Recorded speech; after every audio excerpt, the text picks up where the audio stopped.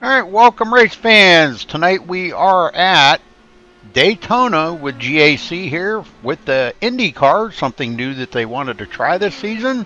Guys all voted on it, members voted and liked it. And we are here for another season with GAC, so good to be back with these guys. They do put on a heck of a show, so get ready for some exciting racing here tonight.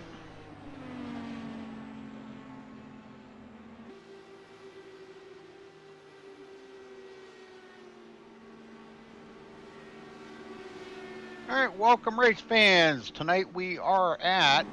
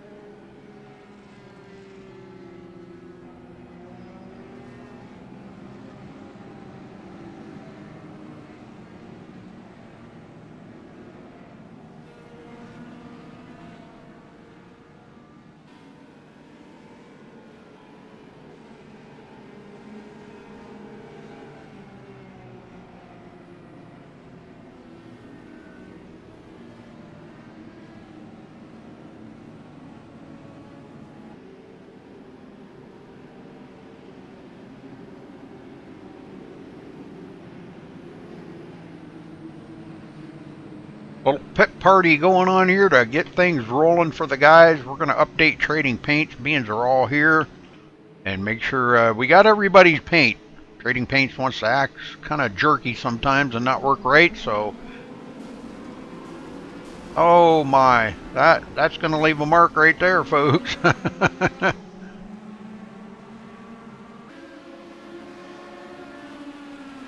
Somebody didn't go.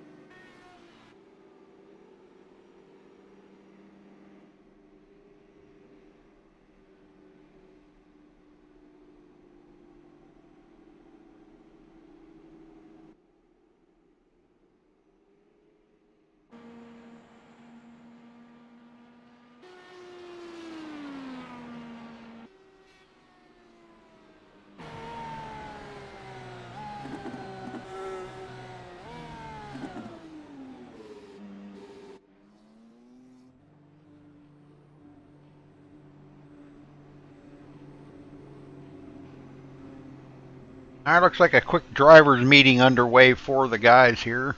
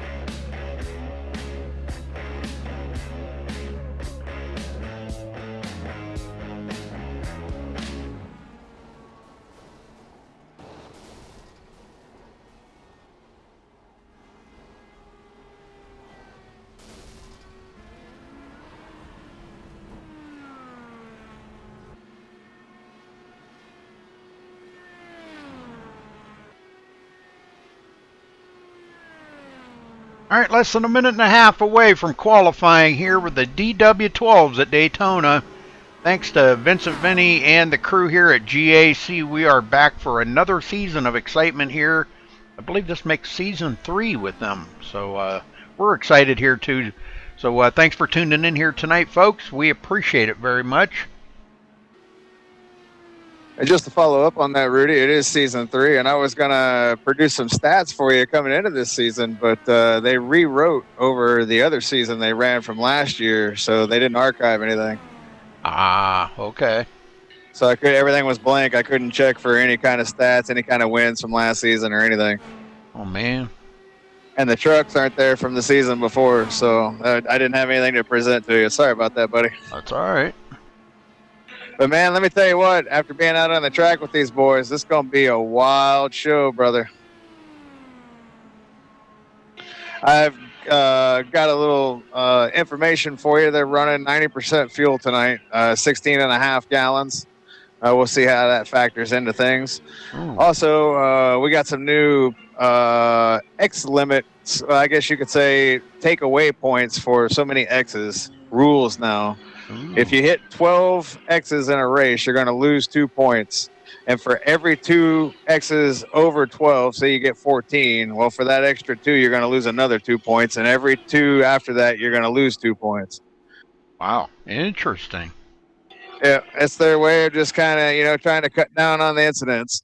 Yes, sir. All right, well, we're going to break away here, Scott, and we'll be right back. 10-4.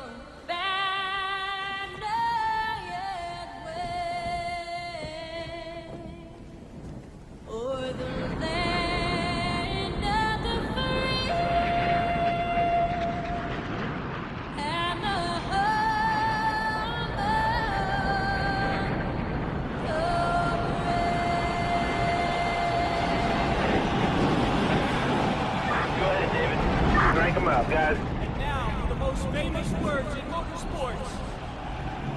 Gentlemen, start your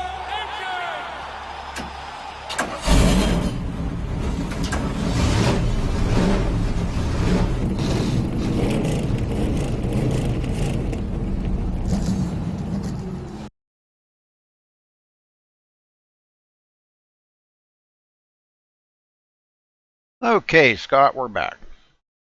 All right, Rudy. And let me tell you what, buddy. I am excited about this season. You and these DW12s.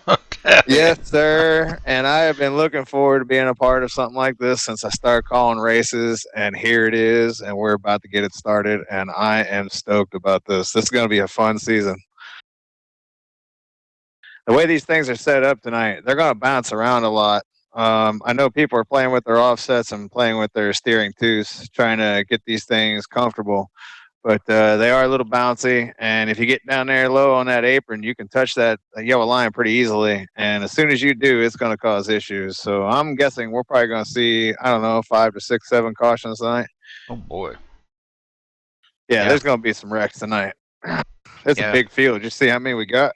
Yeah, the thing about this is, though, is these are open wheels, and there's no fenders or anything to take any of the blunt of the damage. So you get damage, your damage is on your steering or back wheels, whichever. Slows you down, hard to steer. It's hard enough to steer out there when you're doing 220 plus mile an hour. Factor that into that, having damage in your steering is just going to make it all that much tougher for the guys. Yeah, that whole Rubbins racing rule, that doesn't apply to IndyCar. You don't want to have any contact with anybody. You don't want to be rubbing on nobody, and you don't want nobody rubbing on you. And the only thing about this place is there's nowhere to go. Once you get to the front, it's like hitting a wall of air.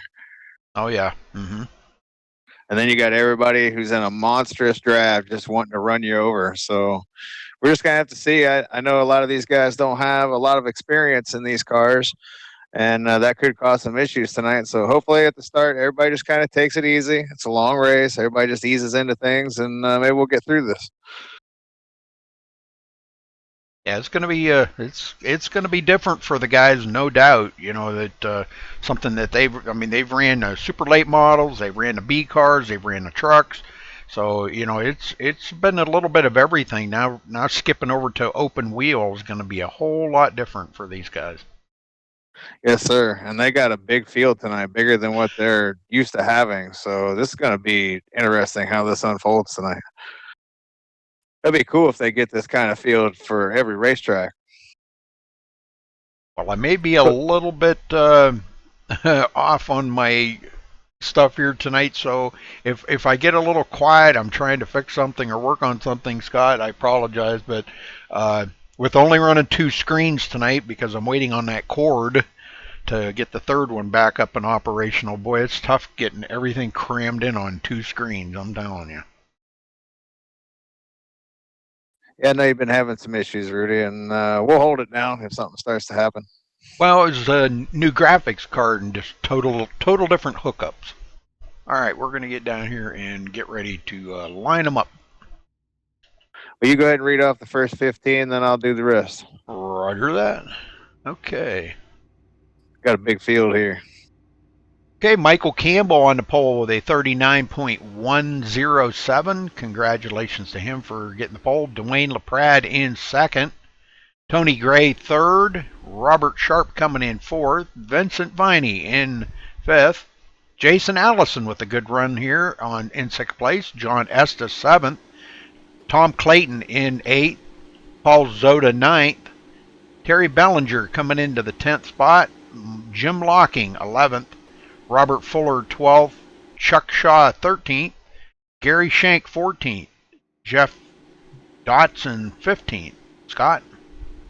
Starting 16th is Kevin Cornelius. Rolando Arroyo will start 17th. Wayne Feldman starts 18th. Paul Cohen starts 19th. Back in the 20th spot is our champion from 2 seasons ago, David Gainforth, with his Mr. Bubble paint scheme. Yes, he brought it with him.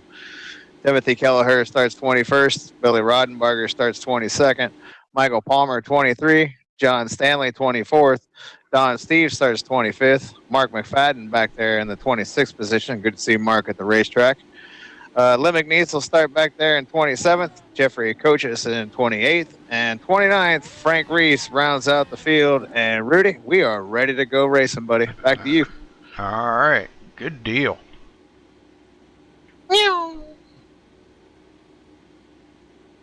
I don't know if I think I got somebody's sound. I thought I had him muted. I think I do. I don't know. Was that you? That was me that just made. Oh, that was me. Okay. I was like, what the heck was that noise? Oh, man, I just hit my Windows button. Man, I'm getting all flustered here. That just kind of spooked me.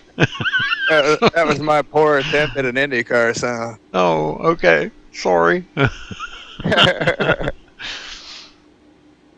I'm excited, man. This is a huge field, too. Yeah. Huge field for IndyCar. Okay, they're rolling out.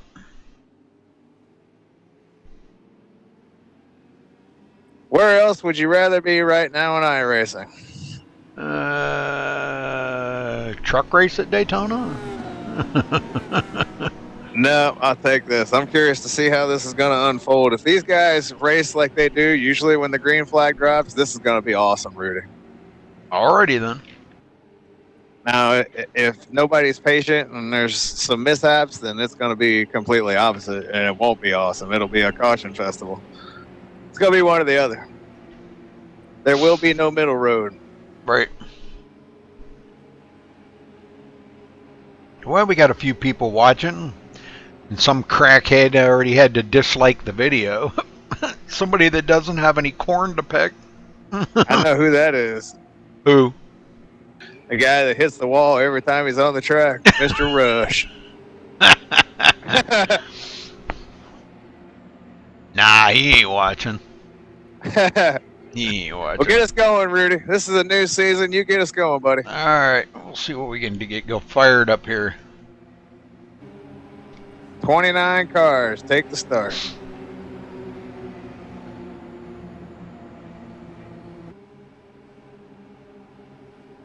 See how our defending champion does, Rudy. Starts back there in 8th.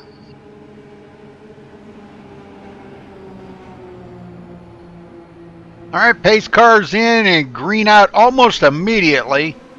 And here we go. Wind them up, boys. That's some quick starts here at Daytona. And about the fourth car back on the bottom there did not go and almost got run over. Well, I'll tell you what, 70 laps here is going to go quick with these cars, because they're going to be 220 plus, probably like 230 in the draft, I would imagine. LaPrade all over the back of Michael Campbell, Tony Gray in 3rd. So far, so good, Rudy. Ooh, a little shaky up there. LaPrade got out of shape. Tony Gray had to back out of it, or he would have ate him for lunch. A lot of guys getting spread out early on. That's a good sign. Yeah, that's probably not a bad thing. Jim Locking. Go ahead. That will allow for these guys to actually do some racing and not feel like they're on top of each other. Jim Locking back here, 9th place now. He pulls to the inside. John Estes back Viney. in 10th. Is that Vincent in the blue and white car? Yep. That's what I thought. You got him looking on the outside here, trying to make the pass on the outside. Looking like he's going to bring some people with him, trying to start an outer line here, Rudy. Well, it's going to be trying to hold the momentum in the corner is going to be the problem for that higher line. Is there the draft here is so good though that you know he it's going to be you can suck up on the back of somebody so easily. There's just not 2 lines, so once you go into the corner, that high line really doesn't have a chance. Not early on, anyway.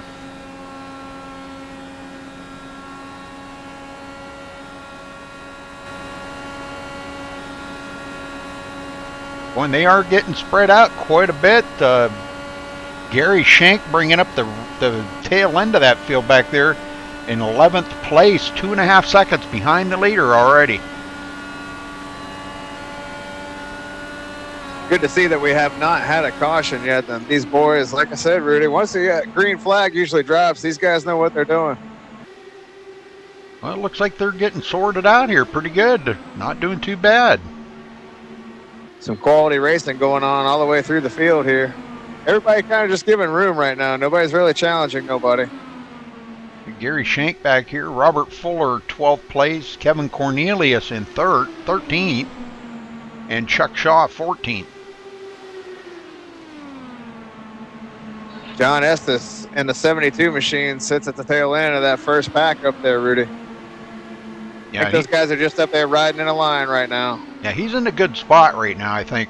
You know, he can sniff the draft if he wants to, or he could fall back and pick up that second pack, and that might be what he's doing to try to bring that second pack back up to the front. I don't know. It looks like he's just more or less trying to hang on to the tail end. It looks like he's catching up here, but he's probably in a good spot with them. Oh, we got a caution. Uh-oh. First one of the race, Rudy. Let's see where it's at.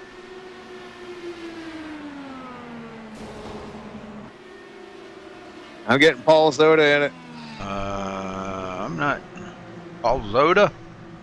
Yes, sir. Paul Zoda. The Matchbox machine. Let me, yeah, he got hooked in the right rear. Looks like by the Budweiser car. Yeah, we'll go back a here. 2-car accident. Check it out.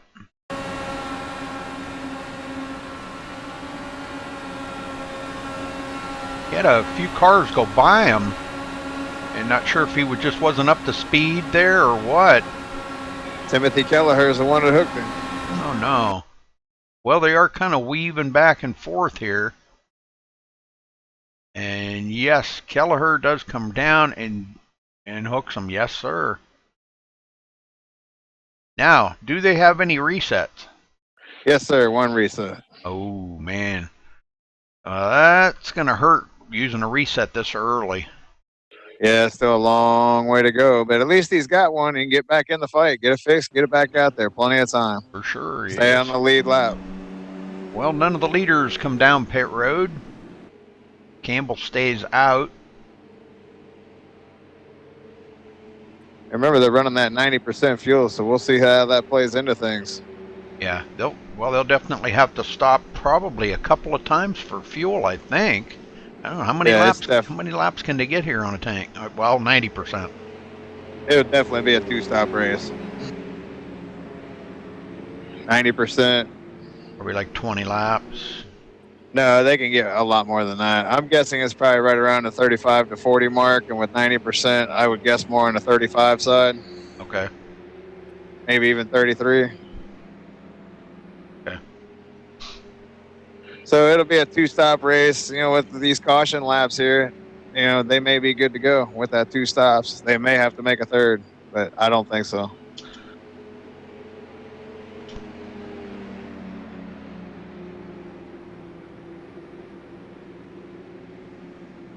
I'm familiar. I'm not familiar with racing Indy cars at Daytona. As many times as I've tried to get one of these races off the ground in the hosted session, no one ever comes in them, and they're usually caution festivals, so you don't ever really get anywhere. Yeah.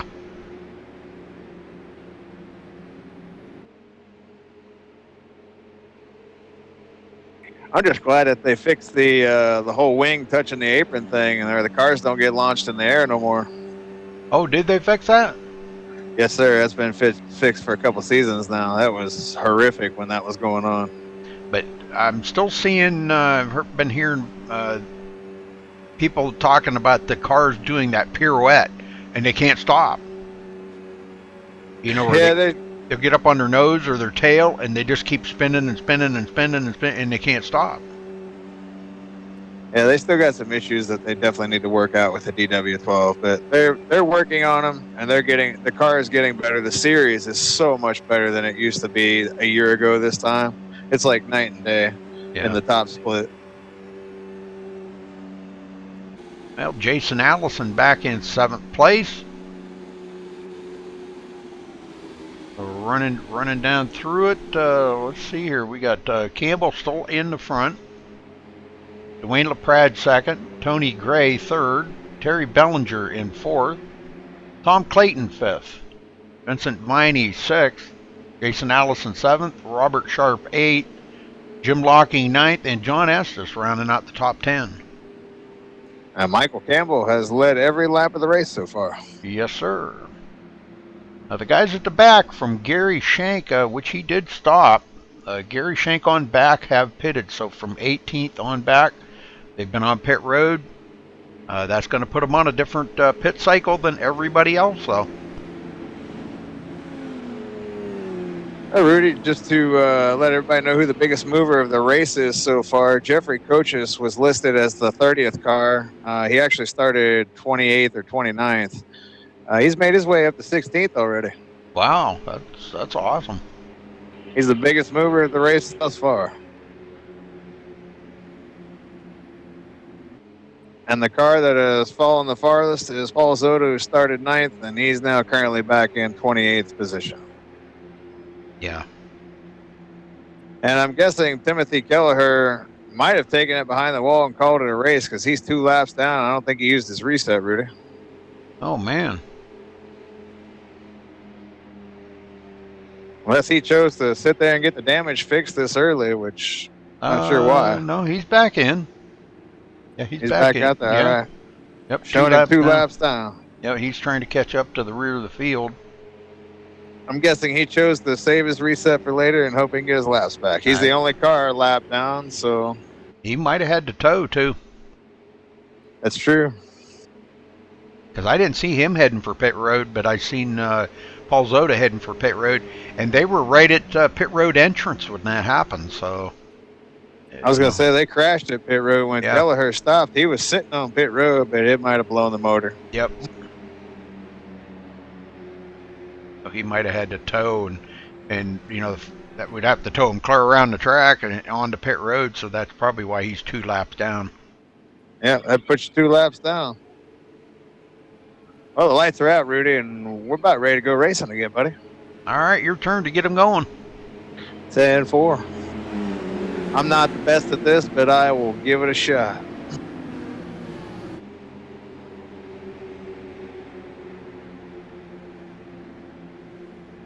If we get another start like we had last time, it'll be smooth sailing for a few laps, hopefully. Honestly, I expected the caution a whole lot sooner than what we got it, so good job, guys. Well, sometimes you need that to get the guys to understand, you know, how careful you got to be with them open wheels, and you know that'll kind of put the scares in people. They don't want to get taken out so early in a race like that. Now, especially with Paul Zoda and Timothy Kelleher using their resets, they can't afford another wreck like that. They'll be out of the race. I just noticed what Vincent's paint scheme is. That's pretty cool, man. The Colts. Colts, yeah. I'm digging that. That's my second favorite football team. Cool paint scheme, Vincent.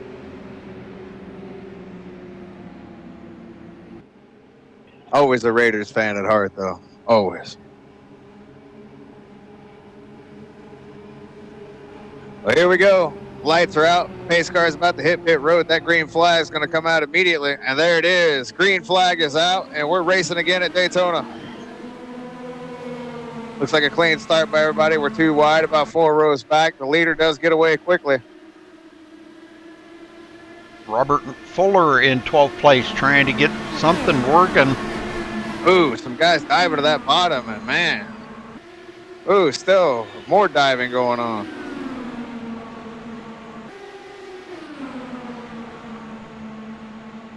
Already starting to see some guys not allowing guys to come down, Rudy. Yeah, it's you gotta save every position you can out here. They see Hey, is that Dwayne? No. 3rd place, Terry Bellinger up on the high side, and was hoping somebody would get up there with him. Looks like Vincent Viney's going to join up with him. Yeah, he just went rocketing around. Ooh. Vincent, out of shape there. Wow. That's how the setup for this car is, man. That's what I was saying, how they can get all over the place quickly. He saved it, though. He kept her out of the wall, still in the fight. Tom Clayton back to 7th. Vince is going to tuck down on that low side, kind of catch his breath. They're getting weavy, Rudy. Looks like 2 a.m. on a Friday night. Oh, we got wrecking. Yep, there it is. No caution. Yeah, no caution. He kept it out of the way, There's I guess. a big one. There's a caution. That's a horrendous crash there. See Billy Rodenberger into it. Let's go see what happened here to Billy. He took a ride.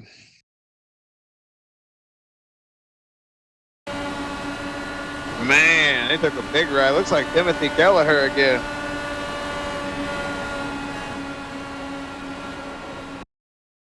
Oh, right there. It looks like Robert Fuller catches the apron, from what I can see. Or he got into the back of, who was that? He got into the back of Chuck Shaw. Looked like Chuck was going to come down the line and wasn't really clear and clipped Robert Fuller, and Robert comes up the track and right into Billy Rodenberger, and up on the fence they go. And I'm thinking that guy that got slammed into the wall might have been David Gainforth, Rudy. Oh, no. So Billy Rodenberger, man, I'm telling you what, that's a heck of a ride he went for right there. It was the purple car behind Gainforth that slammed the wall. I thought it might have been Gainforth, but it was the other purple car. Trying to find out who it was.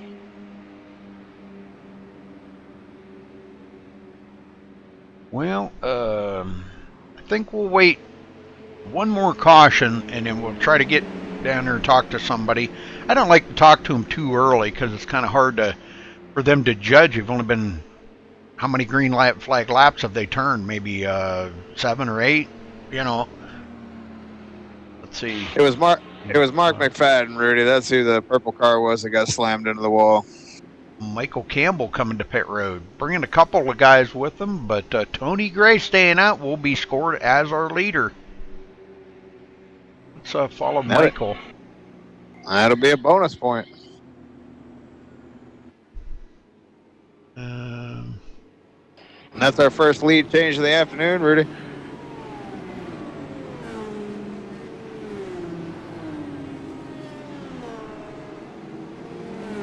And Mark McFadden was issued an EOL penalty at the same time. Oh, no.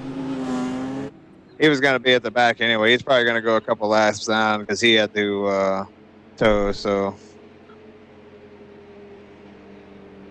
yep, got showing Mark already a lap down. Billy Rodenbarger's a lap down. Kelleher's 3 laps down and out of the race, Rudy. He was back on pit road. And Mark McFadden also a lap down. Yep, that was the guy that slammed the wall.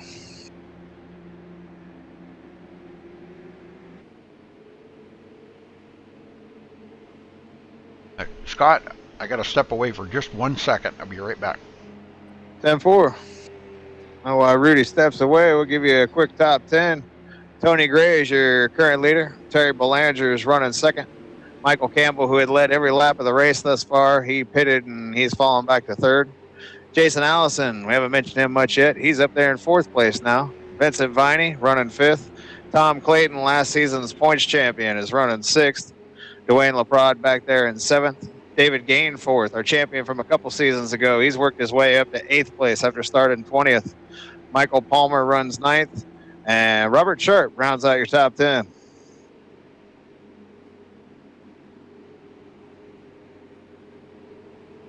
Been quite the race so far, ladies and gentlemen. I'm looking forward to going back to green flag racing here momentarily. As you could start to see there on that last green flag run, everybody was starting to get a little weavy, and as this race continues, the racing will pick up, and we'll see a lot more of that. Guys are already starting to get impatient with not allowing people to come down off that top line. Welcome back, Rudy. Yes, sir. Oh, I forgot to take my medicine. I had to take my medicine. Sorry. Right on. I didn't leave any dead air. I kept talking. That's good.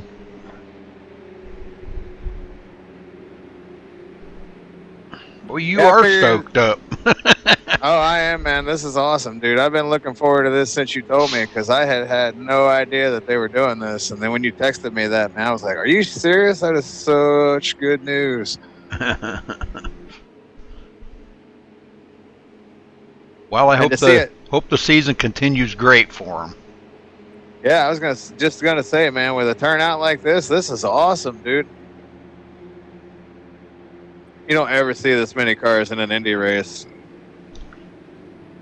I'm kind of anxious to see what some of the other tracks that they're going to run, because these are very, very powerful engines in these things, and man, I'll tell you, they can really be a handful on some short tracks. Yeah, they're going to run 3 road courses, and one of them Summit Point. And boy, let me tell you what, I've tried this car on that track, and they are definitely going to have their hands full there with this thing. That's a very narrow track, not much room to pass. It can be done though, because I've seen a couple of really good races at Summit Point with the DW12s. It's just going to be tough, that's for sure. That's definitely not going to be one of the easier races on the schedule. Okay. To me personally, I was happy to see them add Indianapolis, which was originally left off the schedule, and what they did is added an 11th race and added a drop week in there. Is what they did. Forgot to mention that to you, that they did add one race and added Indianapolis on September 7th, 65 laps. Yeah, I remember Vince telling me about adding the drop week. Him and I were trying to figure out how that works in, and we both come up with the same solution to it, that it can't take the drop weight away until the very last race of the season. Right. How could it? Because how would it know what week's going to be your worst week? Correct. If you're on week 3 out of 10, how would it know that week 3 is your worst week? There's also on Labor Day weekend, there's an off week in there, so it's actually a 12-week race schedule with 11 races scheduled. Very good. So the next 3 months, we'll be here bringing you GAC racing, people. So hopefully you'll join us every Monday night. Well, get them going again, Scott. All right, buddy. I can do that.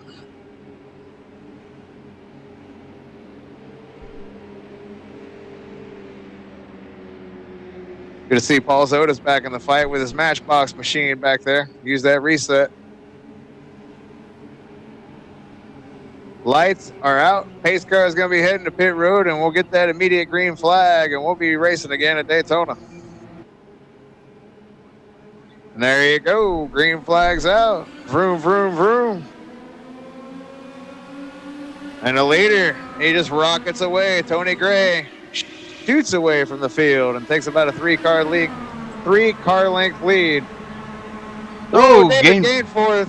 Wow, catching that apron. Big save. Great job, Dave. That put the scares in a lot of people right there, I'm going to tell you. That car's scattered everywhere. Oh, man, that would have taken out probably the whole pack right there. Paul Cohen up to 6th place, up on the high side. Nobody up there with him right now as Gary Shank dives back down to the bottom. And we got a change for the lead, Rudy. Terry Belanger just rocketed around Tony Gray and just took the lead. He's your new leader here at Daytona. Driving that DHL car. Looking like Ryan Hunter-Ray out there, Rudy.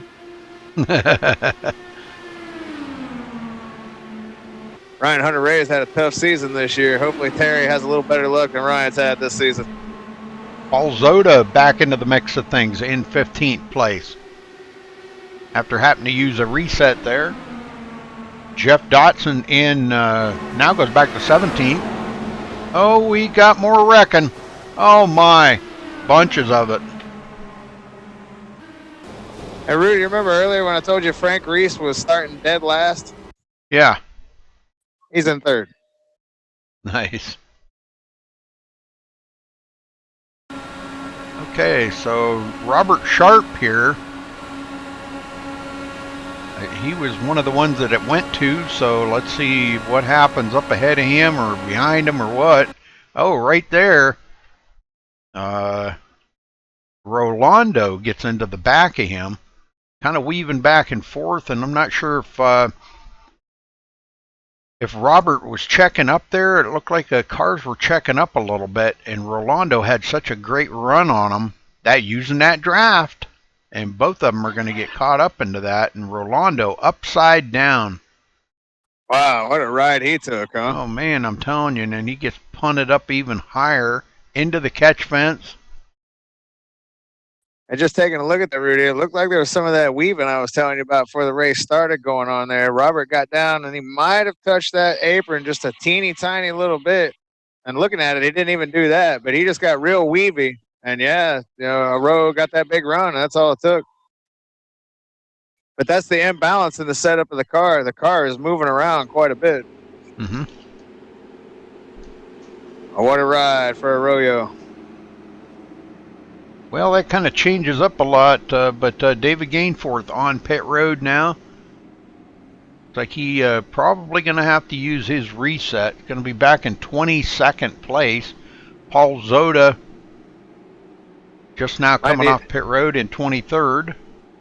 Might need a short change after that last little incident there while he's on pit road. Yeah. Paul Zoda, the last one on the lead lap right now. Mark McFadden, 24th, 1 lap down. Oh, I'm sorry, he's back on the lead lap now. He gets the wave by. So that puts Chuck Shaw, 25th place, 1 lap down. So, Terry Bellinger in the lead. Tony Gray, 2nd. Frank Reese up to 3rd after starting 31st today. Man, that's... You want to talk about the biggest mover? There it is. Yes, sir. It was really 29th, but either way, that's Yeah. 26 positions that he's moved up. Michael Palmer in 4th, Gary Shank 5th, Len McNeese up to 6th. He started 29th. Paul Cohen 7th, Wayne Feldman in 8th place. Kevin Cornelius 9th, and Jeffrey Coaches in 10th, started 30th.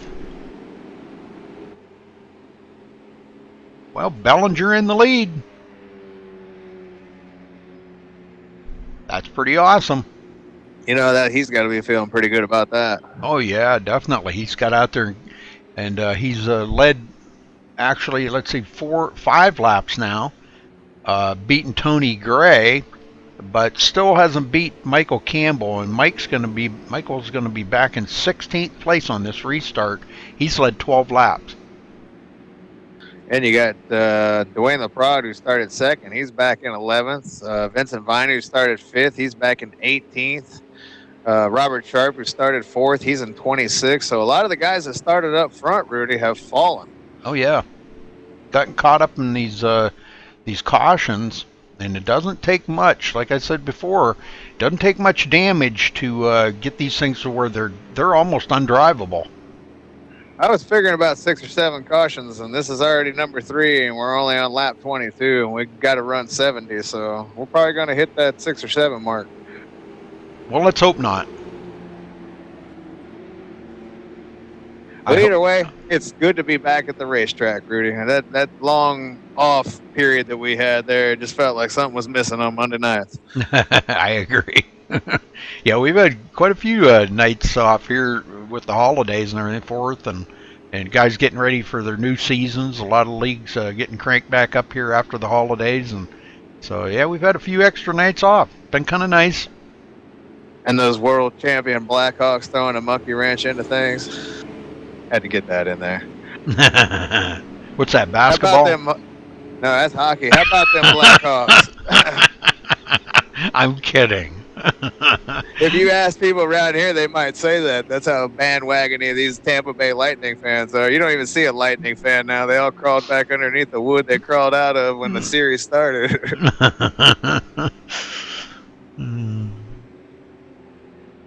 It looks like the lights on the pace car are out. All right. He'll be doubling up here. Frank Reese will be starting on the outside of the front row if he decides to get up there. I guess he's not. Yeah.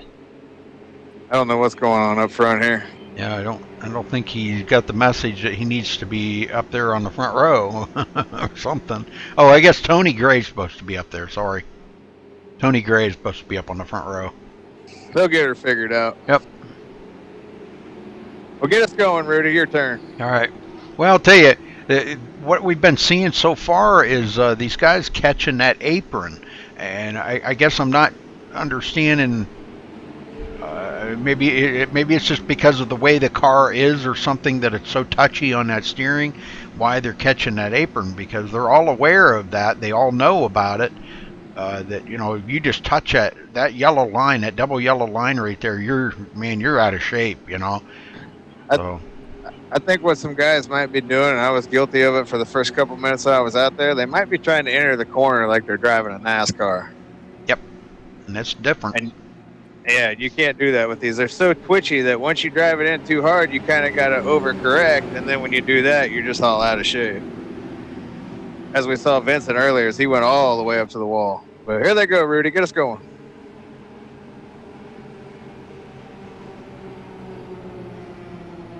All right, pace car head for pit road, and Terry Bellinger hits the throttle. Boy, good start for him, man. He was just in the right gear. Tony Gray has to fall in behind him. Man, was he sleeping at the wheel there, or what was going on? I was like the last restart, it was opposite. It was the guy that started second was sleeping at the wheel, but man, look at this. Yeah. Terry's got to be a sitting duck. We already got a caution, Rudy. Oh, that's the 4th one. I thought I heard something, but I wasn't sure. Oh, Vincent caught up into that. Ouch. Okay. Go back and see what happened to Vince.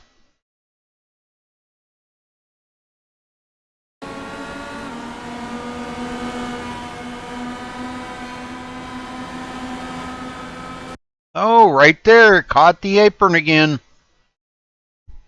That would have been Jeff Dotson. Catches that double yellow line again. And I think you hit on something there, Scott, that the guys they're like entering the turn like you would if you were driving a NASCAR or a like the B car or something. You know what caused that? That guy had no front wing. That guy tried to go into that corner with no front wing. And that's what happened. The car didn't turn. Okay. Yeah, I'm looking at it right now. That Valvoline car had no front wing on it. Well, it turned. He turned it too soon. Yeah, he come right up and got into Vincent. Yep. That's a shame. Vincent did a hell of a cartwheel down into the grass. Yeah, he did. I give it an 8. All right, here comes the pace car catching up to Terry Bellinger. Now, are they going to come down pit road, or is it too soon? Well, they definitely are not in the window of making it the rest of the way, so I would probably see them just stay out. Well, Bellinger's staying out. He doesn't want to give up that top spot. He's up there, and I don't blame him. That's a hard position to give up and have to come down pit road. That really doesn't make much sense for you to go down a pit right now because you'll still have to pit again. So why give up the track position? Jeffrey Coaches comes down into his pit stall. Now those guys in the back, that's a different story. They may just come in and get some tires.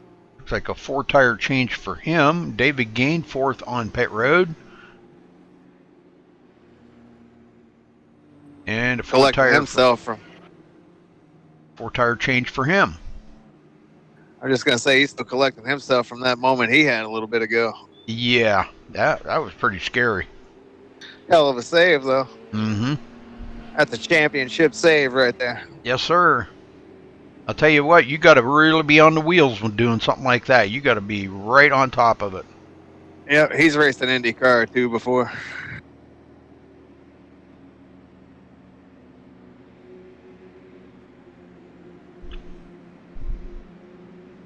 Well, hopefully these cautions kind of thin out a little bit here when we get back to racing. How many caution laps have we had, Rudy? 14 right now. Wow. Oh, I'm going to see if I can get down here and get a word in with somebody. There you go. How about the race leader? Oh, you always want to talk to the race leader. Well, it's Terry Bellinger, and he's had a great run so far. All right, Scott. We'll talk to the leader again. Right on. Terry Bellinger, you got a copy? 10-4, Rudy. Well, how's it feel to be out there in the front? I feel pretty good for a change. I'm liking it. I don't know if I'm going to be able to stay here or not. There's some fast guys behind me. Well, we've been noticing the guys have been catching them double yellow lines. Man, I'll tell you what, that's definitely a no-no you got to steer clear of. And Scott had a good idea. He said it's almost like everybody's trying to drive these like we would a regular stock car. And do you think maybe that might be the difference in how the car feels? Yeah, I would say so too, Rudy. I know it's kind of twitchy, and you're right. You hit that yellow line, but it'll throw you back up into the track hard. Well, it's been pretty tough here. Four cautions already in 27 laps. But you've been up front for 10 laps now, Terry, so we're going to wish you good luck and let you get back to work here and hopefully maybe bring it to victory lane tonight. 10-4. Thanks, Rudy. All right. So Terry Bellinger in the lead. Running that Ryan Hunter race game. I like that paint.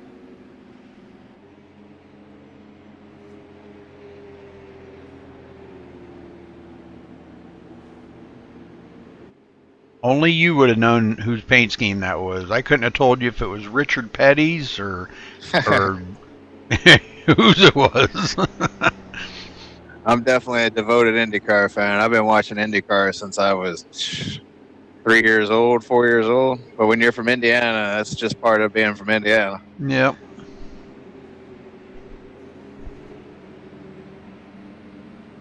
All right, looks like we're going to be doubling back up now. Everybody getting caught back up here. Not much of a change in the front part of the field here. Still in the top 10, all the way back to Tom Clayton in 10th place. Michael Campbell, which led the first 12 laps of the race, back in 11th. So he's moving back up into the field. Who's led the most laps so far? He has with 12, but if Terry leads, well, this next one, he'll tie him. He needs to lead one more to take over the most laps led. Right on. Well, get us going again, Rudy. That last one really didn't count. We didn't get nowhere. Yeah, true.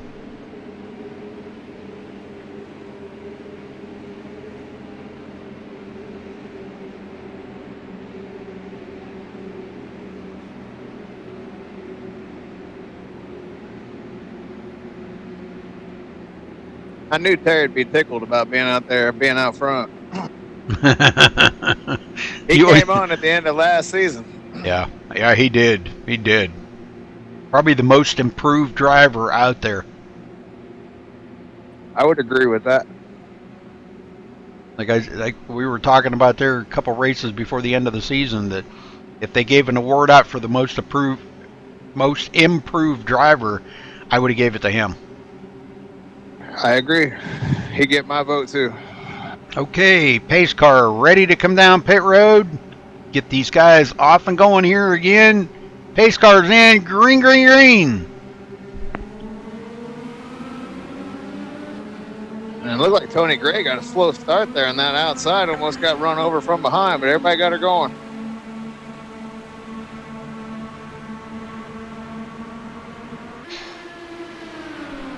Ooh, some wheel contact back here. We almost had a crash with David Gainforth. Wow, him and the Snapple machine. Is that a Rojo driving the Snapple car? Yes. Yeah, some major wheel contact back there, but both guys are still moving. Gainforth starting to come up on Jeff Dotson again. And Jeff's got his wing back now.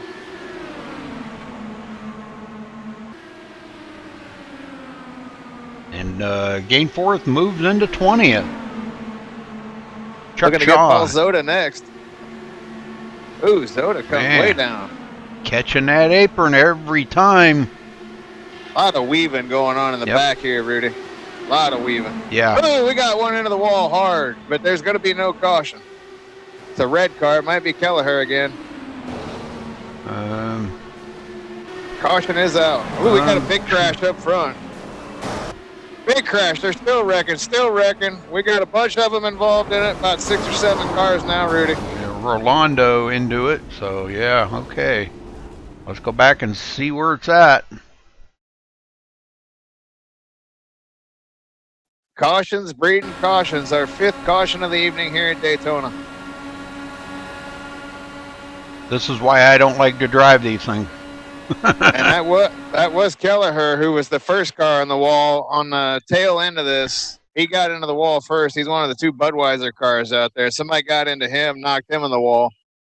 So that's what happened at the tail end. Jason Allison here.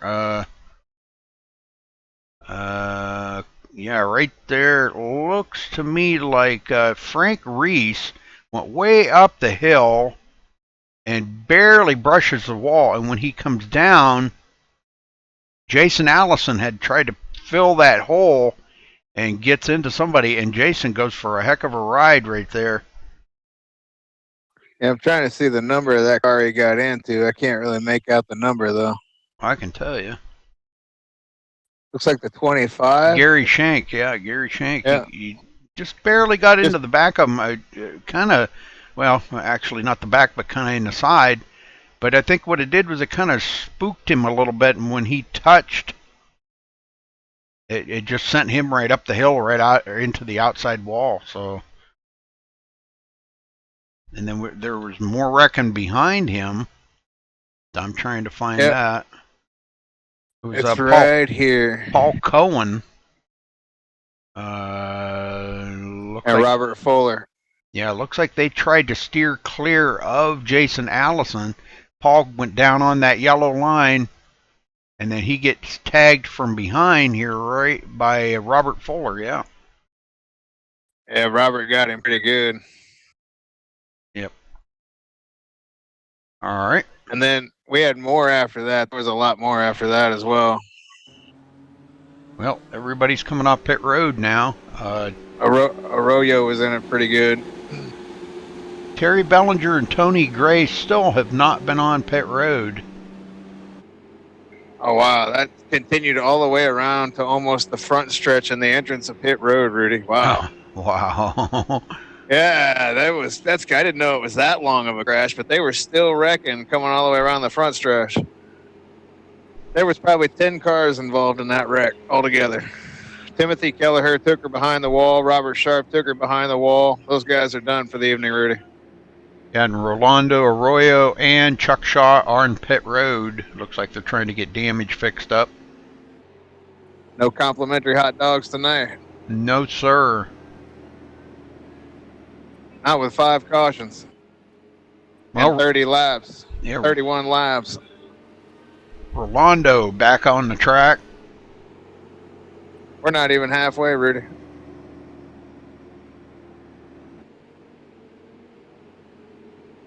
Well, these guys usually put on a pretty good show as far as the cautions go, but this is a new car for them. You know, Yep. A lot of these guys, they're not familiar with these beasts. And this, you know, I tell people all the time, they laugh at IndyCar racers. Oh, them Indy cars, they're nothing. No, they're not exactly easy to drive. That's what we're seeing tonight. There's a league in the forums. I see it's called Wings Are for Wussies. Yeah. I'm serious. I'm dead serious. I believe you. Wings are for wussies. I'd like to see any of those guys that say that go climbing one of these things and race running around Indianapolis at 230 miles an hour. I wouldn't. No way. Yeah, I bet all those guys wouldn't either. They wouldn't get anywhere close to 230. You literally put your life on the line. Any of those pro drivers that drive these things literally put their lives on the line every single time they climb in those things. Oh, yeah, they're a death machine. Not saying that other forms of racing don't, because I believe every form of racing you could die in. So it's true for every form of racing. But these cars, like you just said, it's a rolling death machine. You got your head sticking right up out of the thing there, nothing protecting it, but that little beam right in back of it. You could take a tire could clean your head right off. Perfect example. 2 weeks ago when they were at Auto Club, and who was that? Ryan Briscoe did the somersault down the front stretch. And I personally think what could have saved him from major injury was the fact that the nose of the car dug itself into the ground first, and it cartwheeled it instead of the car just coming straight down on top of the car in the grass. Because had it just come straight down at 200 mile an hour or whatever with all that impact, and the top, that piece that you're talking about dug itself into the ground, it would have smashed his head straight into the ground. Yeah. But the car cartwheeled instead by digging the front nose into the grass instead. So very dangerous machines. Very dangerous. All right, lights are off on the pace car. Your turn to get them going. 10-4. Yeah, just showing how long I've been watching IndyCar racing. The very first time I ever went to the Indianapolis Motor Speedway, which was I want to say it was '82, might have been '83. It was the day that Gordon Smiley wound up in the catch fence. He was killed that day. Oh man! Never forgot that.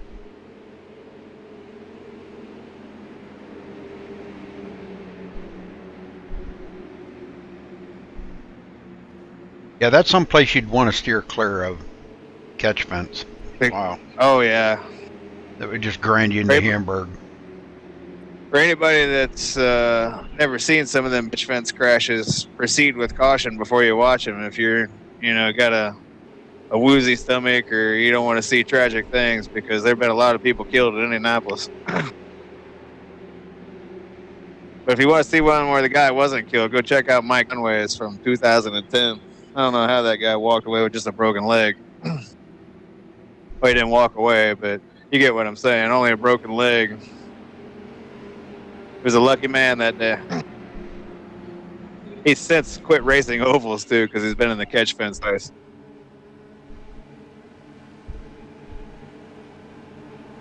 Well, here we go. This car is about to duck in. We're going to go back to green flag racing. Hopefully we can stay there for a little while. Green's out. A little better start for that high line that time, Rudy, but looks like that lower line continues to get the better of the starts. And Terry Belanger's like a space shuttle. He's gone. Yep, Len McNeese already comes into second place. Oh, man. Tony Graham, I mean. What a save. Oh, now he's going to get clipped. Saved it again. Wow. Man. Oh, you going to save it now. No. No caution. He gets it back going, but boy, he dropped a ton of positions. 23rd. Belanger just hit the apron hard, but he saved it. Bounced a lot. Man, these guys got to stay away from that apron, I'm telling you. Len McNeese trying to get down there and get a little side draft off of him. I don't know. How do these things side draft? Here, not good at all. Not good at all. No! Oh, we got a big wreck. Oh, it's going to take them all out. Oh, that's going to take a bunch out. Yeah, because here comes the field, and they're all piling up back there, Rudy. Big one. It's the big one at Daytona. Oh, my word. And there's got to be guys out of cautions, Rudy. I think that's going to take a lot of guys out of the race. Yep. We're only halfway through this thing. We're going to be down to maybe half a field. Well, let's see. That would have been... Let's see, who was that? Gary Shank that comes up and clips Len McNeese right there. That's what gets this thing started. Len gets turned around. What a crash. And comes right back up the hill, and oh my, it's on from there. You got it, man. It's on from there. Wow. Who didn't get involved in that? The two up front. No, Terry Bellinger's the only one that didn't get involved in it, I think. No, there's another one right here, the Mountain Tom Clayton. Dew. Tom Clayton, the Mountain Dew car. Wow. What a wreck. Horrendous crash, as Roscoe used to say on the Dukes of Hazzard. We got guys airborne. Paul Cohen, airborne. I hope you're getting that on the replay there. Michael Palmer, excuse me. I thought that was Paul Cohen, but no, Michael Palmer. Man, that was wild. That gets my vote for Crash of the Year so far. I was going to go back here and watch this because he gets some serious air. They're cartwheeling to him. They're already cartwheeling down towards where the crash happened. That is so awesome. I know those guys don't. It's awesome, but it makes for great TV. Yeah, Len McNeese up on the fence right there. When he tried to save it, he comes up, gets into the side of, I think that was Tom Clayton. No, I don't know who that was. But then Michael Palmer gets involved in it, and that's his man. Then we go back further. This is where the rest of these guys all get involved in it. There's nowhere to go. They're going so fast, there's nowhere to go. That's a bad thing about racing these cars on these super speedways. That's why IndyCar doesn't race these cars on super speedways. Can you imagine if they had a crash like that for real? Oh, man. There'd be a lot of dead people. Yeah. That's exactly why they don't go there and race these things. Well, that put John Estes out front. John Stanley second. Don Steves third. We haven't even talked about Don Steves today. Man. Jeffrey Coaches in fourth. Robert Fuller fifth. Jason Allison sixth. Paul Cohen seventh. Kevin Cornelius eighth. Tom Clayton ninth. And Jim Locking 10th. Rudy, I want to give a shout out to John Estes. I was talking to John the other day. That's who I went over into the TeamSpeak and spoke with about noticing Indy was left off the schedule. And John said he was going to get right on that. And obviously he did. So I want to give a shout out to John for getting on that, getting Indy added to the schedule. And good job for leading this race, buddy.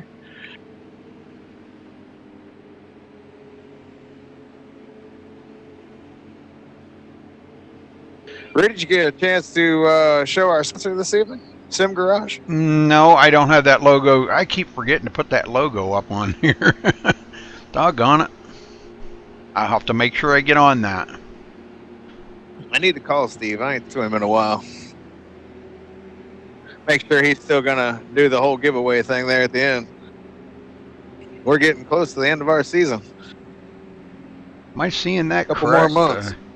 John What's that? Stanley with a lot of damage on his car. Looks like he is dog tracking around there. Maybe not. Maybe it was just maybe I've Yeah, seen I'm not things. seeing anything. Okay, I must have been seeing things. And no, he appears to be just fine. Okay.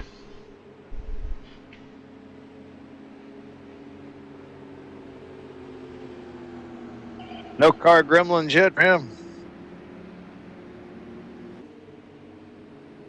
Well, That was what, caution 6, right? Yep. That was one heck of a caution there, I'm telling you. And when we go back to green flag racing, we're going to have 30 laps to go, Rudy. I wonder how many more cautions we're going to have. How many caution laps have we had? 23 right now. Coming to 24. Wow. And we've only run 39 laps. Yeah, so More than 50% of this race has been under caution. Yeah. What, 15 green flag laps? Good thing this is the only super speedway on the schedule, because I bet if there would have had been another one, that one would have probably been coming off the schedule. These cars just don't work at these tracks. This one in Talladega. They're fun, but it's just super hard to get a great race.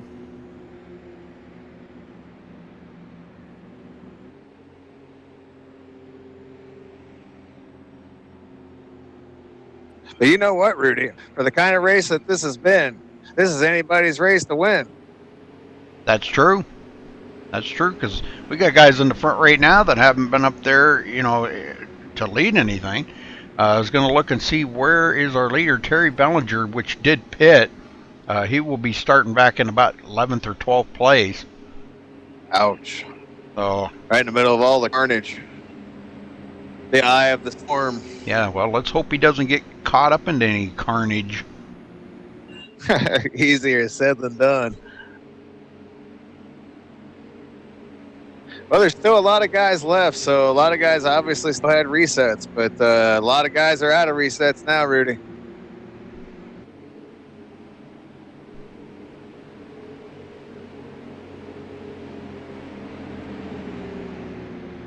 Well, something tells me by next Monday night they'll get all this sorted out. They go to Charlotte night race next week. That ought to be fun. These cars are fun at Charlotte. Yeah, but boy, there's another place that's even harder to pass, and the car's still as twitchy as it is here. Oh yeah, it'll definitely be a difficult challenge, but it'll be fun.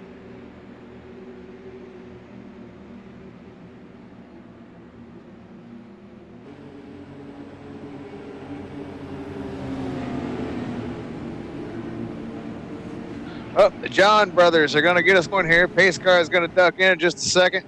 John Estes and John Stanley are going to get us back to green flag racing at Daytona with 30 laps to go here in the season opener for GAC. The green flag's out and we're racing. Whoa. And man, the top line did not go at all. No, Stanley did not go. I think he hit the brake pedal. I think so. He hit the wrong one. Man, stacked up that whole top line. Now he's going, but man, it's stacked. Oh, we're wrecking already. Wrecking already. Man. 7th one of the night, Rudy. Oh my. Oh my. The guys are just going to have to calm down and just give some room. There is no calming down in these things. They're wide open, you know. Yeah, but at the same time, I've raced these enough to know that, you know, for as many cautions as we've had without even making a complete lap is just, you know, ridiculous. And I'm sure other people would agree. Okay, it looks like we've got a couple of cars here. Frank Reese and Tom Clayton. Tom had a pretty clean night so far. Yeah, I'm kind of looking at it here. Reese might have come up the hill just a little, and that he just barely tapped Tom Clayton, and that got Tom Clayton all out of shape. Yeah, that's all it takes. But it took out a lot of cars again. A lot of cars. There's at least 8 or 9 cars in that crash again. Yep. Guys are out of resets, so that's got some dudes out. Tom Clayton's got some major damage on his car. He's heading for pit road. Well, Rudy, want to do another interview? Sure. Why don't you do it? Oh, you're good. I'll let you do it. Okay. All right. Let me. You always ask the right questions. Let me see if I can get a word in with Robert Fuller. Let's see how Robert's doing here.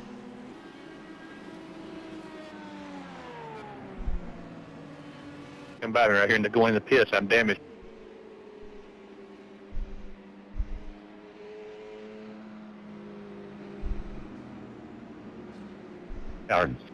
Robert Fuller, you got a copy?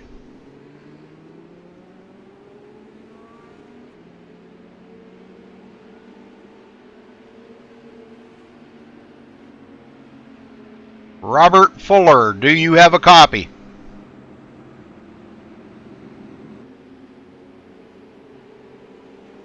Oh, pick a different one, Rudy. Robert Fuller, last chance. Do you have a copy?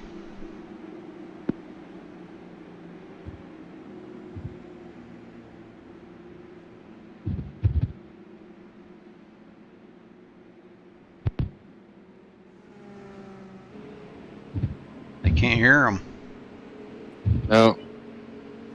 How about Don Steves? He's up there in 3rd place.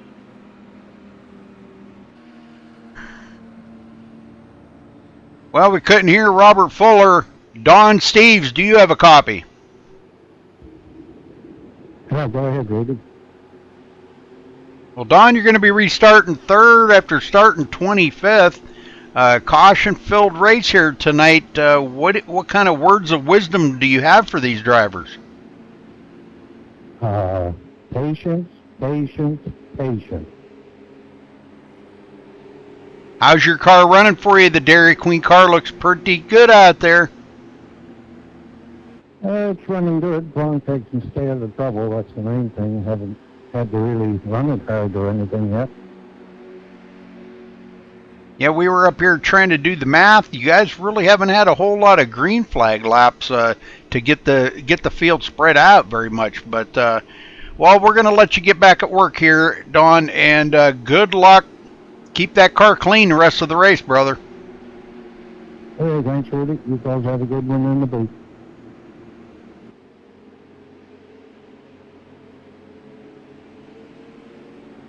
Patience, patience, patience, he says. Yeah, he couldn't have been more true. That's what I've been up here preaching the whole night. They haven't shown a whole lot of it.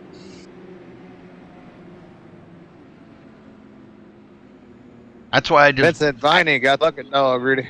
That's why I just don't like this car. I mean, it's just so sensitive.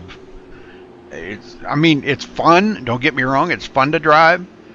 And, I'm not saying it's terrible. It's fun to drive. But if you're out there with people that, that are inexperienced or maybe aren't as careful as you are, okay, then you could be asking for a night of trouble. And I think well, for season opener, the guys have really got to get the feel of the car, and this is probably a good track, being kind of wide open, that the guys can get a little bit of a feel for it. But we really haven't seen the true potential of this car. Because they are good on road courses, and they are good on shorter tracks. There is some shorter tracks that they're pretty good on, but again, it's all going to matter. It's all going to come down to patience and experience with the car. Yep.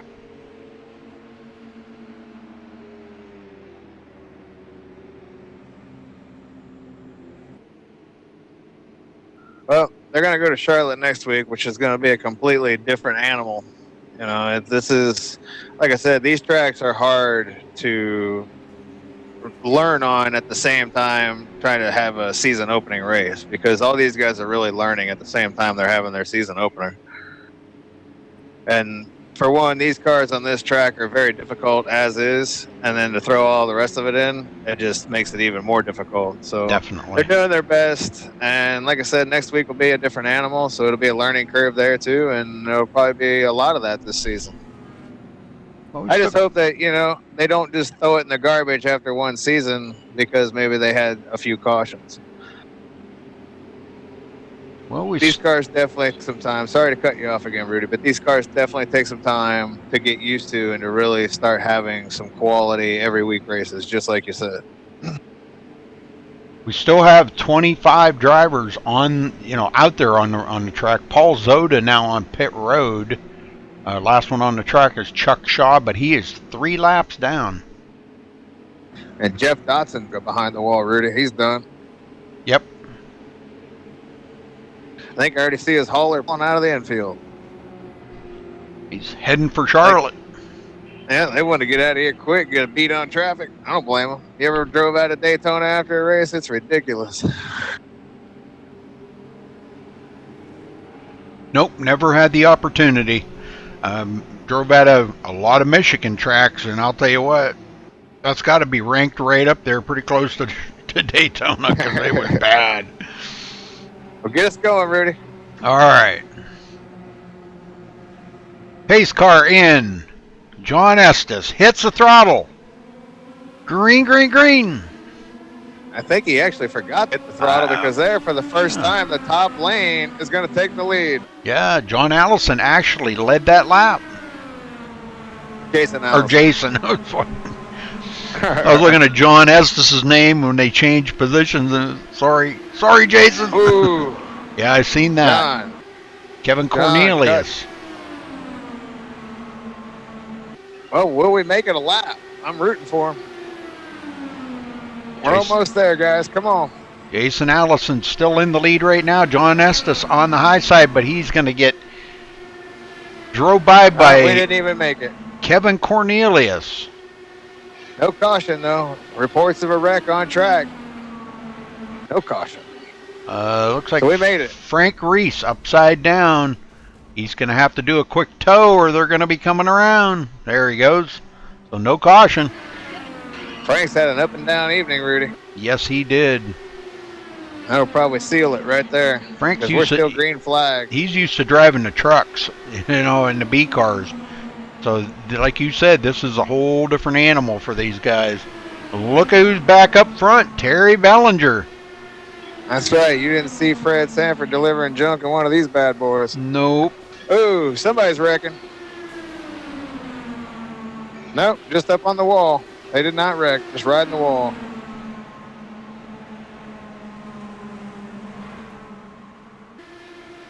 Well, we're still green, but we've had a lot going on. Yeah, Dwayne LaPrade in 4th. John Estes back to 5th now. Jim Locking in 6th place. Pulling Gary Shank and David Gainforth up with him. Well, don't look now, Rudy, but here comes that Ryan Hunter Ray machine again.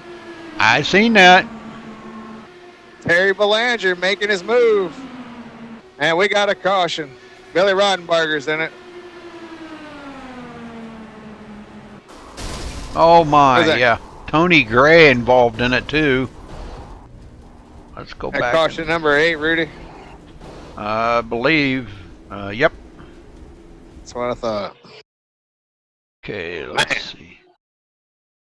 I was afraid of this. Said it before the race. It was either going to be a really great race or it was going to be just like this. Mm-hmm. This is what I really thought it was going to be like. Okay. Looks like Robert Fuller involved in that again. With he's had a long night. Billy Rodenberger. And it looks like Billy might have got into the back of him. Just touched his tire a little bit. I seen smoke come off of both of the cars. And it really upset Robert Fuller's car. And then he come back up the hill into Billy Rodenberger. Sent him into the wall. But it looks like Billy went on by Robert Fuller. Oh, no, he gets into it with somebody. And then Tony Gray comes along and just plows into Robert Fuller. And he gets some serious airtime. Well, that was funny. Chuck Shaw drove right underneath him as he was airborne. That's good driving there, lucking out, you know. It's like Tony Stewart who drove under Austin Dillon last weekend. Yep. So Boy, that was a wild crash, wasn't it? Speaking of yeah. catch fences, I know it. man. Kevin Cornelius out in the lead. Jason Allison second. Terry Bellinger third. Dwayne LaPrade fourth. John Estes fifth.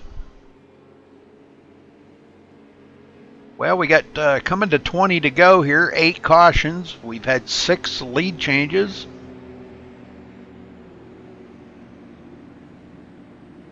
And Kevin Cornelius in the lead. Yeah, we haven't seen him a whole lot. He wasn't around much last season. He's here obviously tonight, but last season I think he only raced maybe a handful of races out of the 10 they raced. Mm-hmm. Yep. He was a contender a couple seasons ago there for like the first half of the season, and then he just stopped coming around as much. But he finds himself in the lead here tonight, looking for a win.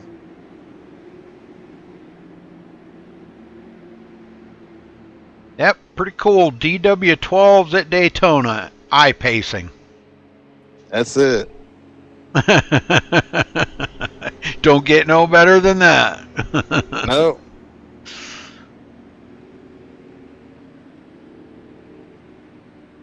Not eye-racing, eye-pacing. Hopefully by season's end, these boys will get all the kinks worked out. Yeah. And they'll be putting on the show they normally put on, and those are the races I'm looking forward to. Well, I'm going to tell you what. You need to go back and look at some of the first season that I broadcasted for them when they were running the super late models. Oh my God, they were some of the best racing. Oh, it was so awesome. I think that's what's going to happen here once they get used to these cars and everybody's comfortable. I think by the time we get mid-season, this is going to be a great, great little league right here. It already is, but just the fact that they chose this car, I'm kind of biased.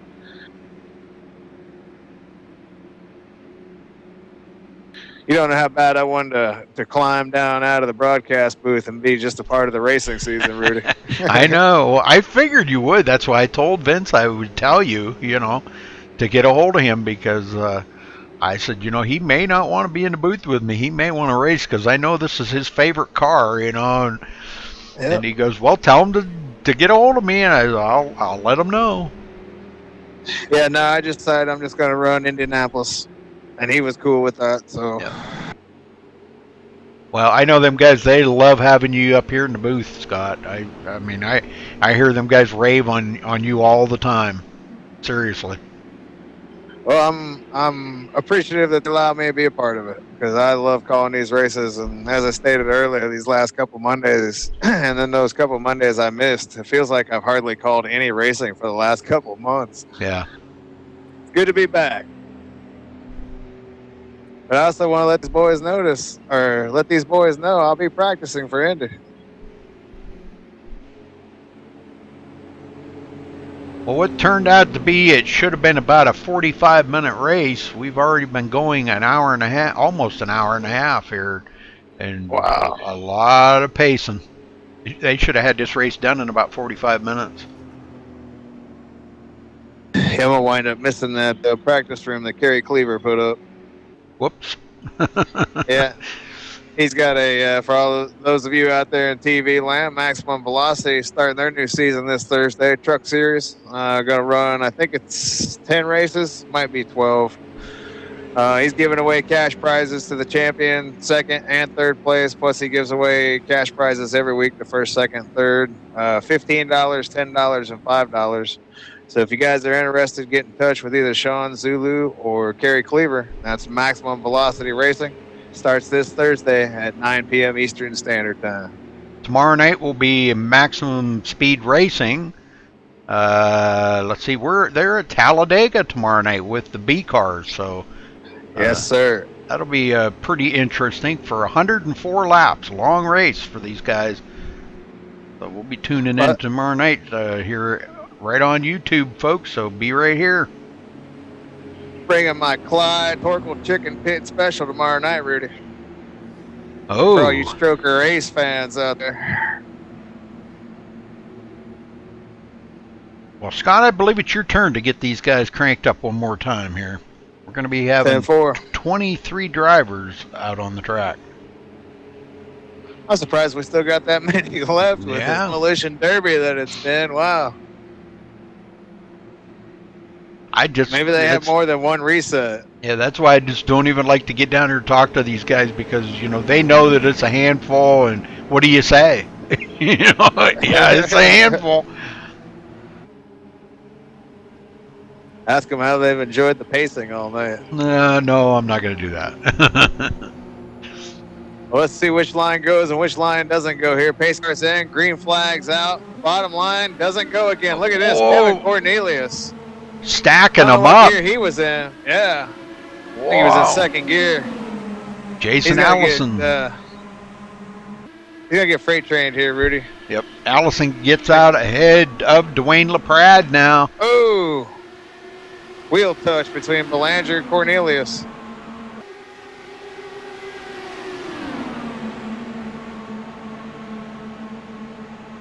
David Gainforth into the top 10 here in 6th place. Oh, Bellinger out of shape. Saved it. No, he had it saved. Oh, man. Another big one. They're wrecking behind him, too.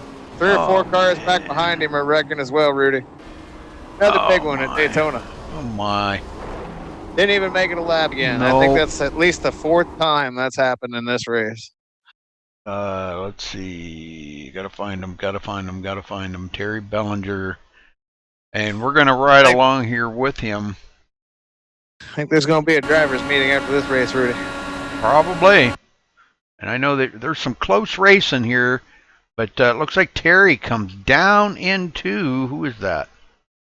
Kevin Cornelius. Terry Bellinger comes down into him. And I think that's what started the whole thing. Kevin was holding his line. Terry comes down into him. And then he just, he starts losing it. And it looked like he had it saved. And then he comes right back up on to the track in front of David Gainforth. Gainforth continuing on, but he gets plowed into by the number 72 of John Estes. And then Bellinger gets into Estes. Another big crash. Man. Tom Clayton and Don Steves have taken it behind the wall, so our defending champion is out of the race, Rudy. Tough start for the defending champ. Yep. Rudy, I'll be back in just 1 second. I got to step away for a second. Well, that's going to put Dwayne LaPrade out in the lead now. Jason Allison second. Kevin Cornelius third. Gary Shank in fourth. David Gainforth in fifth. Jim Locking sixth. Vincent Viney back into the mix of things here, 7th place. Jeffrey Coaches 8th, Mark McFadden 9th, and Michael Campbell in 10th. And Michael right now, no, Terry's led the most laps. Terry's led 20. Michael Campbell's led 12, but Michael's got his car back in shape, ready to possibly bring it to victory lane. I think I'll get down here and talk to Michael.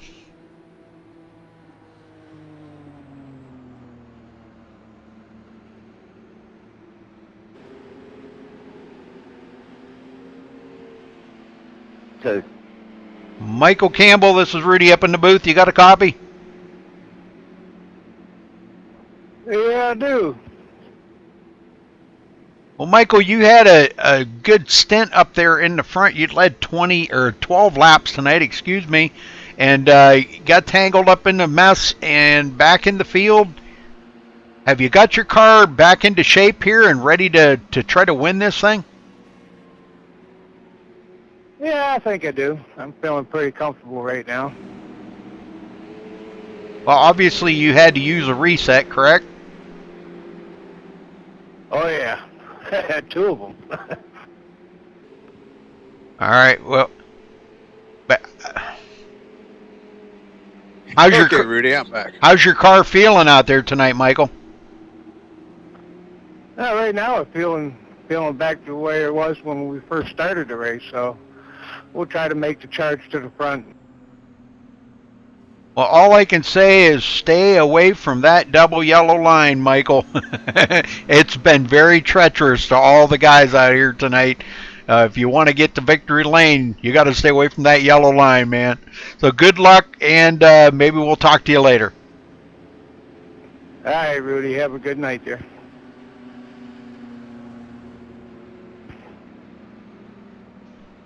Sorry about that. I come back just as you were buzzing in an interview. That's my bad.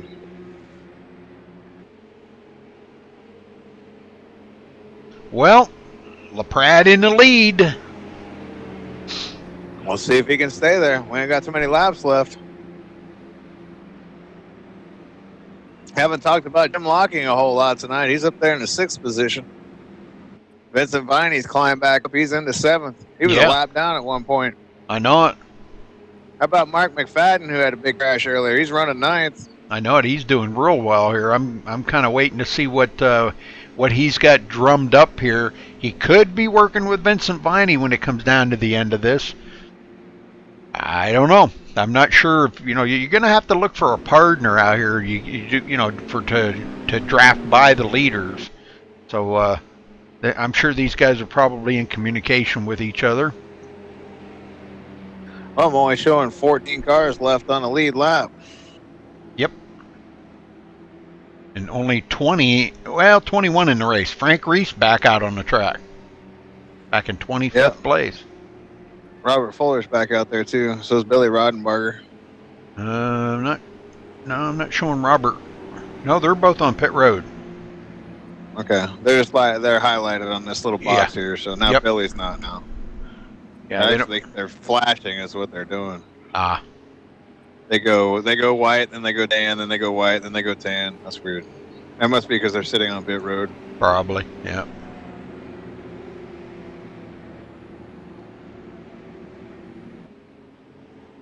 You're eating, aren't you? Protein bar. Oh. I was getting hungry, so I went and grabbed a protein bar and grabbed a water. Yeah, I'm getting hungry. I didn't eat no dinner. I got, turkey and stuffing and all kinds of goodies out there. That sounds good. Turkey and gravy. I'd be all for that. Well, get us going, Rudy. Build up an appetite. All right. Hopefully we can make it here. 13 laps to go when they get the green. Maybe we'll see it finish under green. 9 cautions. Wow. Yeah, that's what I said. Yeah, right. I don't think the guys are going to be too proud of this, but like you said, Scott, it is the first race of the season. Guys have got a lot of hard work to do to get themselves to where they're used to this car. So, yes, sir. They'll get there. I got faith in these boys. They're all great racers, and they always put on a great show. They'll figure it out.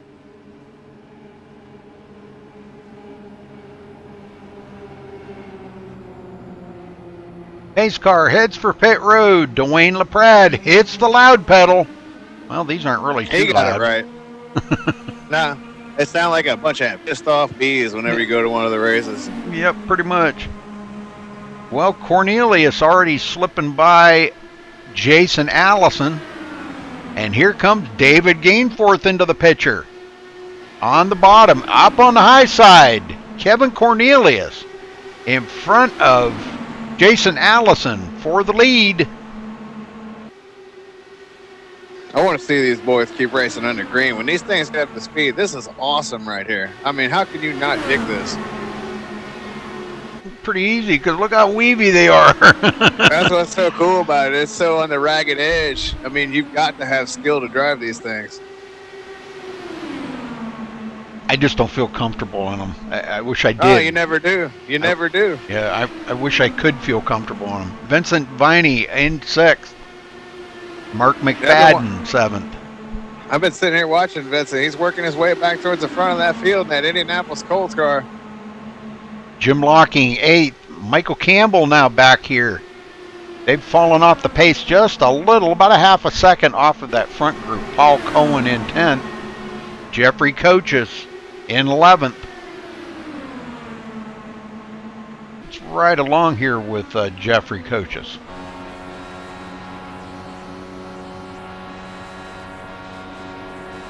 We made it a couple laps now, Rudy. There we go. Well, the field has shortened up quite a bit. There's a lot of drivers out of the race. I'll tell you what, the competition and the intensity of the racing hasn't changed any. Yep, Vincent Viney up on the high side. Gainforth. Ooh, Man. good save. Wow, man, I'm telling you what. Jason Allison has been like a ping pong ball out there tonight. Vincent Viney finding himself on that high side and falling back a little bit. Don't want to be on that high side. He's trying to find a place to duck in. There's just nowhere to go. Riding along here with Jason Allison as Michael Campbell drives by on the high side.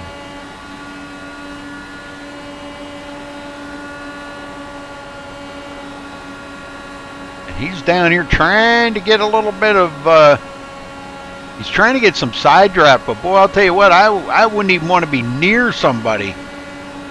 That's a good way to get taken out of the race. I'll tell you what, Rudy, I think this is what these boys expected for the entire race right here, what we're getting right here. This is awesome racing.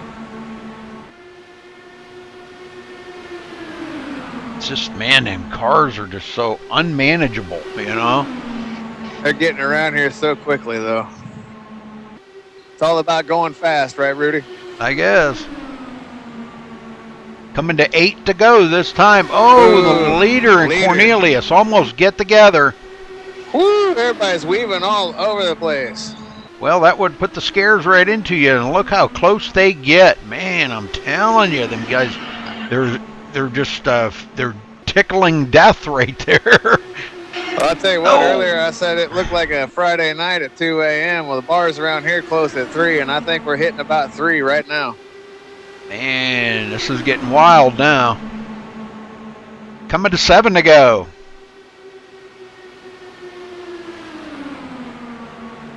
Gary Shank riding in fourth. Oh, Vincent Viney down on the apron. He saved it. Wow, good save. He's going to be out of the race, though, but he saved it. Kept the caution from coming out, too. We're still green. Yep. Wayne Some guys Feldman. have fallen off the pace. Wayne Feldman in 7th. Jim Locking 8th. Boy, the whole field is caught up together here. Caution, and we do have a caution. That's going to give us about a 2-lap shootout, buddy. Frank Reese looks like he gets tagged by somebody there. Man, Frank Reese has got to be running out of cars. Yeah, I think they've used. Come on. They've used all of the extra cars they had. I think Frank went in and recreated one. Well, Vincent Viney. He's been in 3 or 4 crashes tonight. Vincent Viney come back up onto the track, and it looks like Frank kind of checked up a little bit there. Campbell come up on his tail, but we had wrecking up ahead of that before that even happened. It's Tony Gray into the wall again. We've seen that a lot tonight, Rudy. Multiple accidents happening at the same time. Yeah, well, he checked up there right in front of somebody when he come up. Oh, there was some major net coating there. Oh my. I mean, I'm talking major net coating. There wasn't even a car there, and then all of a sudden his car just flipped upside down. Wow, check out Tony Gray's car. That was crazy right there. I'm going to get down here a little closer where I can see better. Yeah, I'm going to go back and check it out. You can see just how far he was off of, he come up the hill and his car just like he ran into somebody, but he didn't even hit anything. Holy smokes. Oh, wow, yeah. That's I've never seen one do that. Yeah, that's some major net coating right there. I'm trying to figure out, let me figure out who that was. That would have been John Estes. Now John he got down on that apron again. Yeah, and if you watch it clip for clip, like do it frame by frame, you can see actual damage happen to the car right before it takes off. Yeah. Man, that's weird, ain't it? Yeah, it is. There's just a glitch in the game. Yep. Okay, back But up it's still here. a video game. Yep, back up here live. Dwayne LaPrade still in the lead. Kevin Cornelia second. David Gainforth third. Gary Shank fourth. Michael Campbell fifth. You know, people raise hell all the time about glitches in iRacing and the fact that those kind of things happen. But when it comes down to it, it's still a video game. And no matter how much money they pump into it, there are still going to be flaws. Yeah, when you get people that are from all over the world racing together, you know, I mean, their internets are not exactly right on the money, perfect, you know, so. And nobody's internet's the same, so. Well, white flag. All right, what am I missing here? No, we're not on the white flag. Yeah, it is. We're running 70 laps, right? Yeah, but it must be the time running out, maybe? Oh, yeah. Time has run out. An hour and 25 minutes was all they were allotted, and we're over. Yeah, so this is it. Yep. So Dwayne LaPrade's going to win it. Going to win it by default. Yeah, right there it ended.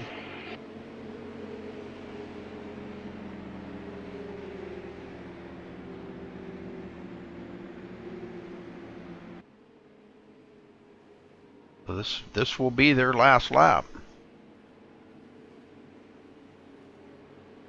We're going to pop into the room up there for the interviews? Yeah, you can run up and, if you want to, run up and tell them that I'll be up there. Just as soon as they cross the start-finish line, I'll jump up there. And 10-4.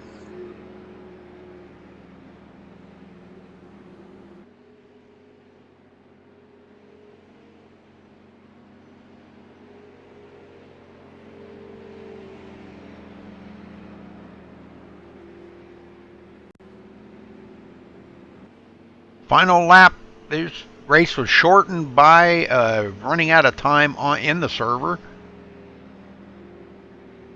I'm sure wasn't planned that way, but thinking that they could get it in probably like a 2-hour server, but just wasn't going to happen tonight, folks.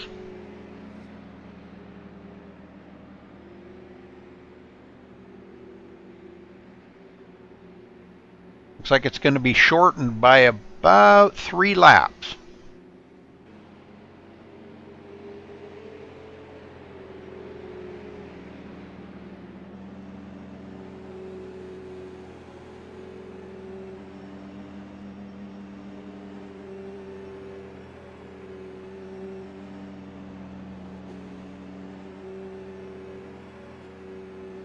So Dwayne LaPrade winning it here tonight for the season opener at GAC.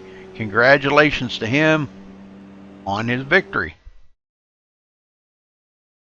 All right, I'm going to head up there here just a minute. I got to get things sorted out, and we will, because I got everything running on 2 screens.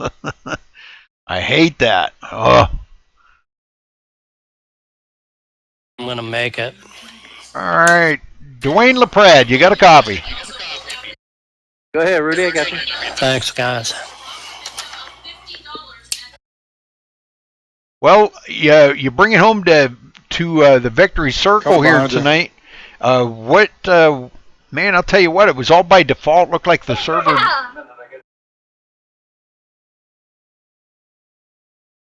server had ran out of time, but you win it here by default. The Netflix DW12 coming into victory lane. Talk about your racing, or should I say pacing? It was more about survival. Yeah, definitely pacing tonight. I was just trying to, keep myself out of trouble and keep cars behind me, and it just worked out. And I knew those last 5 laps that we did go green, it was pretty intense. I just knew the only thing I could do leading it was just hold my line and hope they couldn't get a run on me, which it was very close there before that caution came out.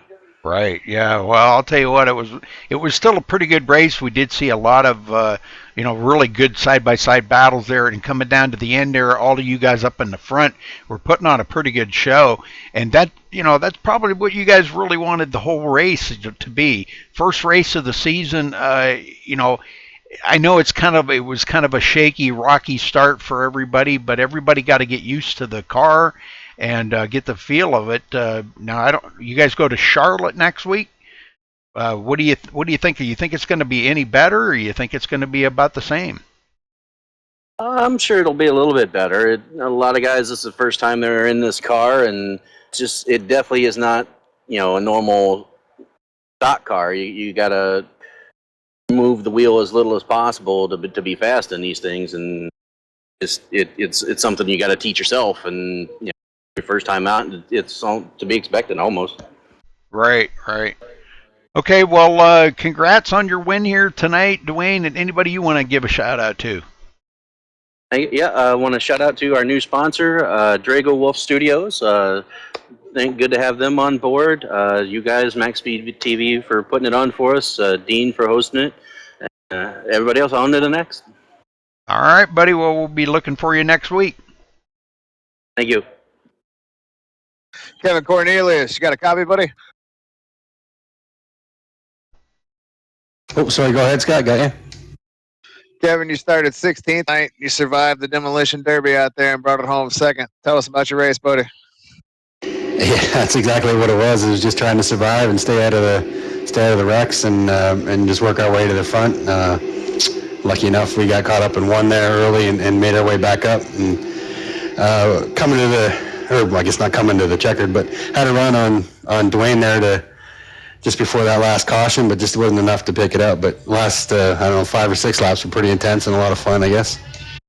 You guys just had one reset out tonight, right?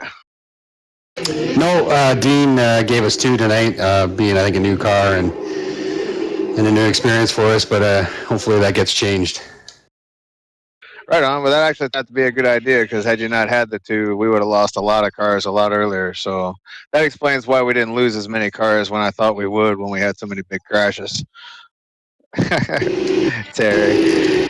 But great job surviving all that and avoiding all the carnage along the way to your podium finish. You got anybody you want to thank tonight, Kevin? Yeah, for sure. We got to thank Drago, Wolf Designs, GAC, and Dean for hosting this deal. Good deal, buddy. And I got one more question for you. We didn't see you a lot last season. We're going to see you more consistently this season? I hope so. I don't know. I run a super late model, actually. I run the series that Dave Gainforth runs. So we're pretty deep into a championship run there. So hopefully that won't take up too much of my time this summer. We can run a full season. Well, good luck with that, man. Hope that works out for you. Appreciate it. Thanks, Scott. Good job tonight, Kevin. Rudy? Yeah, David Gainforth, you got a copy. I'm here, Rudy. Well, the Mr. Bubble Machine makes it to 3rd place today. Are you happy with that finish, all things considered out there with a lot of cautions? Oh, I'm very happy. I was upside down. I was at the back and front, all over the place. So 3rd place, I'll take it. Yeah. As I asked a couple of the other drivers there, what word of advice would you have to give to the guys that are experiencing this car here for the first time in races? Well, this is my first time racing this car, too. Oh. You just got to slow down, take your time, hold your line. Well, as just in practice. Yeah, we've seen a lot of guys, a lot of weaving, guys catching that apron. We've seen you catch it a few times, too. But a lot of guys catching that apron. I don't know. It's like we were talking. It's like it almost comes down to you're using... What the heck am I hearing? I'm hearing something. Okay. Anyhow, you're using it, kind of like taking it like it's a stock car, like we're used to driving, and you're putting it in an open wheel car here. There's no room for error. You can't damage any fenders on this thing because there is no fenders. If you damage that steering, as tough as it is to steer, just makes it all that harder, So a lot of things for the guys to consider, and hopefully everybody's thought this out, and make it as the best season that you possibly can. Yeah, and the draft in these cars too is kind of funny. All of a sudden, it'll just all of a sudden pick up, and you're there, and it's just like you don't have time to almost react to it. So it's not like the Gen 6 car or the Right. Xfinity car that we're used to. So it'll take some time. It's like a Silver Crown car on steroids, and we raced Silver Crown last year. So Yeah. Well, braking is a whole lot better on this than I think the stock cars are. oh, it'll stop. Yeah. It stops really fast. Yeah. So, all right. Well, anybody you want to thank? Yeah, of course. I want to thank our new sponsor for this season, Drago Wolf Studios, for coming on board to sponsor the season. Thanks very much. Of course, you guys up in the booth there, MaxSpeedTV, Dean and GAC for putting this on. I think it's going to be a fun season. There's lots of road courses. They're not my favorites, so thank God we got at least one drop race.